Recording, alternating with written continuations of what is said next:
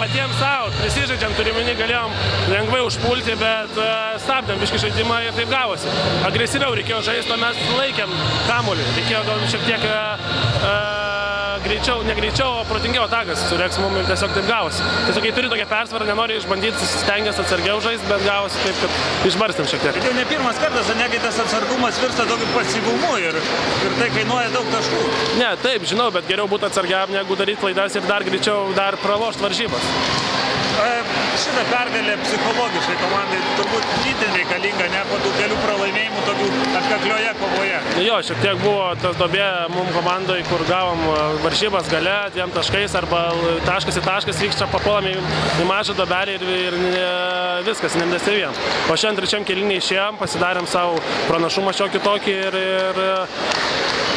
gerai, kad pasisekė laimėti.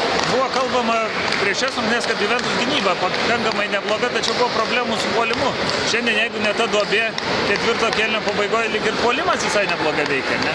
Taip, metėm drąsiai, neturėjom kur trakus, mums reikėjo pergalės, žaidėm drąsiau visi, negalėjom mums Gintautas padėti šiandien, tai reikėjo atidirbti ir už jį ir tiesiog stengiamės apsiginti nuo jų metikų, tai pavyko. Didelis jų žmonės įmetė taškų, bet pergalė yra mūsų. Kalbant prieš sezoną, kai kalbėjom, sakė, kad tau reiks priprasti, persiorientuoti prie LKL-o.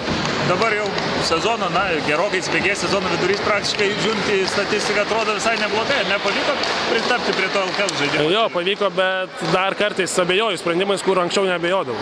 Tiesiog puolime imdavau didesnės iniciatyvos praeitais metais, o šiais metais šiek tiek dar prisistabdai, pagalvojus šaltų protų.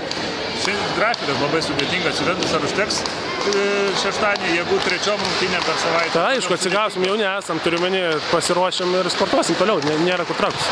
Prieš šventės turėsim kur palsėti.